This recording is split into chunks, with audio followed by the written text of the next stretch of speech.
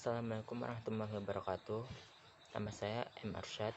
Hari ini saya akan membawakan materi fikih kelas 7 MTS, yaitu azan, iqamah, salat berjamaah, dan zikir dan doa. Azan dan iqamah. Ketentuan azan dan iqamah. Azan merupakan penanda waktu salat untuk umat Islam di seluruh dunia. Sejak dikumandangkan pertama kali oleh Bilal bin Rabah pada tahun pertama Hijriah, azan menghiasi keseharian umat Islam hingga saat ini. Azan dan iqamah menurut mazhab Hambali hukumnya fardu kifayah untuk salat 5 waktu. Beberapa saat setelah azan salat, muadzin akan mengumandangkan iqamah. Iqamah secara bahasa berasal dari bahasa Arab aqama yuqimu iqamatan, yang artinya mendirikan. Ini merupakan pemberitahuan kepada jamaah agar siap-siap berdiri karena salat akan segera dilaksanakan. Azan dan iqamah. Yang pertama, telah masuk waktu salat, berniat menggunakan bahasa Arab, didengar oleh orang lain atau didengar diri sendiri jika sendirian. Wajib dikumandangkan secara urut sesuai lafaz-lafaznya. Dikumandangkan oleh seorang muadzin. Kriteria sifat-sifat yang harus dimiliki oleh seorang muadzin. Yang pertama, ia seorang muslim dan baik akhlaknya. Yang kedua, ia telah baligh dan waras pula akalnya. Yang ketiga, ia memiliki sifat amanah, wara dan qanaah. Yang keempat, ia memiliki suara yang lantang dan merdu serta fasih dalam mengucapkan lafaz azan dan iqamah. 5. Ia harus suci dari hadas besar dan hadas kecil. 6. Hendaknya si muadzin berniat mencari ridha Allah Subhanahu wa taala dan tidak meminta upah pada manusia. 7.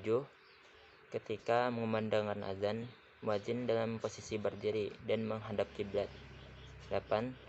Ketika mengucapkan hayya 'alas shalah, muadzin dianjurkan untuk menoleh ke kanan, dan ketika mengucapkan hayya 'alal falah, ia menoleh ke kiri. 9. Hendaknya kedua belah anak jari tangan dimasukkan ke dalam kedua telinganya. Hendaknya ia mengeraskan suaranya. Hendaknya ia memperlambat ucapannya ketika azan dan mempercepat ucapannya ketika iqamah. Salat berjamaah. Salat menurut bahasa Arab mempunyai arti doa.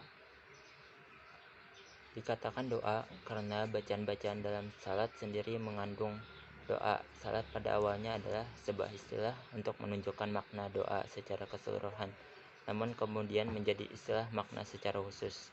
Atau pada awalnya adalah sebuah kata yang berarti doa, kemudian dipindahkan kepada pemahaman secara syariat yang berarti sholat, karena keduanya ada keterkaitan. Sedangkan jamaah menurut Kamus Besar Bahasa Indonesia adalah kumpulan atau rombongan orang yang sedang beribadah bersama-sama. Jadi apabila ada 2 orang atau lebih salat bersama-sama dan salah seorang di antara mereka mengikuti yang lain, maka yang seperti itu disebut dengan salat berjamaah. Para ulama mempunyai perbedaan pendapat mengenai hukum salat berjamaah. Sebagian ulama berpendapat bahwa salat jamaah hukumnya fardu ain, sebagaimana ulama berpendapat bahwa salat jamaah hukumnya fardu kifayah, dan sebagian ulama lagi berpendapat bahwa salat jamaah hukumnya sunnah muakkad. Pendapat yang terakhir inilah yang kebanyakan dipakai oleh banyak orang, kecuali salat Jumat, karena salat Jumat wajib dilaksanakan dengan berjamaah. Syarat imam adalah imam salat harus beragama Islam, berakal sehat, sudah balik, seorang laki-laki, suci hadas besar dan kecil, mampu memahami bacaan salat, bacaan Al-Quran dan rukun salat. Diutamakan yang berusia lebih tua, bukan seorang musafir. Makmum Makmum berniat mengikuti imam. Makmum mengetahui segala gerakan yang dilakukan oleh imam. Tempat makmum tidak boleh lebih depan daripada imam. Makmum tidak boleh mendahului imam dalam melaksanakan rukun salat. Makmum tidak boleh melambatkan diri dari imam lebih dari 2 rukun atau gerakan salat. Harus sama dengan imam. Makmum dan imam harus berada di satu tempat. Jika imam batal, makmum sebelah kanan maju ke depan menggantikan imam. Jika imam melakukan kesalahan atau lupa, maka makmum hendaknya memberitahukan dengan mengucapkan Subhanallah bagi makmum laki-laki dan bertepuk tangan bagi makmum perempuan. Hukum meluruskan saf salat yang benar adalah sunnah. Menurut jumhur ulama yang menyatakan wajib seperti Ibnu Hajar al-Asqalani tidak menganggapnya sebagai syarat sah salat. Lurus didapati dari saf yang rapat. Cara meluruskan saf adalah dengan mendekatkan mata kaki dan pundak. Jika saf yang lurus sunnah, sah yang rapat berarti sunnah pula. Maksud sahabat dengan menempelkan pundak dan telapak kaki adalah mendekatkan, bukan saling menyakiti satu dengan yang lainnya. Tentuan makmum masbuk. Makmum masbuk adalah mereka yang tertinggal beberapa rakaat salat atau semua rakaatnya. Jika makmum masuk pada saat imam masih berdiri, yang harus dilakukan oleh makmum adalah yang pertama, takbiratul ihram. Saat takbiratul ihram diwajibkan untuk mengucapkan Allahu Akbar. Takbiratul ihram untuk seorang laki-laki dilakukan dengan mengangkat kedua tangan sejajar dengan 2 telinga. Sedangkan takbiratul ihram untuk kaum wanita dilakukan dengan mengangkat kedua tangan sejajar dengan dada. Yang kedua, membaca Al-Fatihah. Yang ketiga, membaca surat pendek. Yang keempat, mengikuti gerakan imam. Setelah membaca surat pendek, kamu bisa mengikuti gerakan-gerakan imam selanjutnya hingga selesai. Jika setelah ruku, maka kamu mengikuti gerakan ruku. Yang kelima, bangkit ketika ada rakaat yang terlewat. Ketika imam sudah melakukan salam, kita harus kembali bangkit, melanjutkan rakaat kekurangan kita. Misalnya ketika salat isya, kita baru masuk di rakaat kedua, namun imam sudah salam, maka kita melanjutkan 2 rakaat lagi sendirian hingga rakaat salat kita menjadi sempurna 4 rakaat. Namun jika masuk saat imam berdiri setelah ruku, maka yang dilakukan oleh makmum masbuk yaitu pertama, takbiratul ihram. Setelah takbiratul ihram dilanjutkan takbiratul intikal. Takbiratul intikal adalah takbir ketika berpindah gerak salat. Selanjutnya, mengikuti gerakan imam. Jika imam melakukan ruku, maka kita harus ruku. Jika imam duduk antara 2 sujud, maka kita juga ikut duduk di antara 2 sujud. Dan begitu seterusnya hingga salat selesai. 4. Bangkit ketika ada rakaat yang terlewat. Masalah yang selanjutnya adalah cara mengingatkan imam yang lupa. Dalam kitab Fathul Qarib, cara mengingatkan imam terbagi 2, dari laki-laki dan perempuan. Untuk laki-laki bisa mengucapkan kalimat tasbih subhanallah dengan niat zikir. Untuk perempuan dengan cara menepukkan telapak tangan kanan ke bagian atas tangan kiri.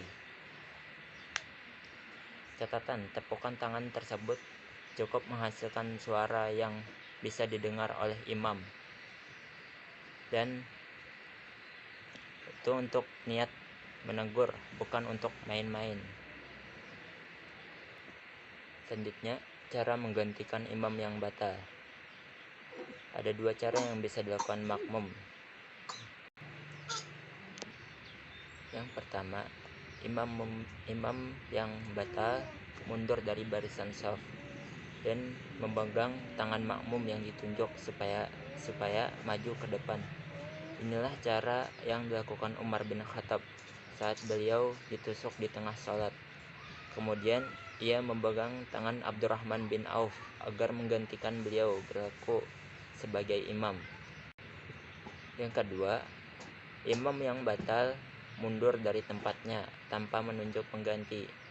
Dalam situasi ini, maka makmum terdekat dapat mengambil inisiatif untuk maju atau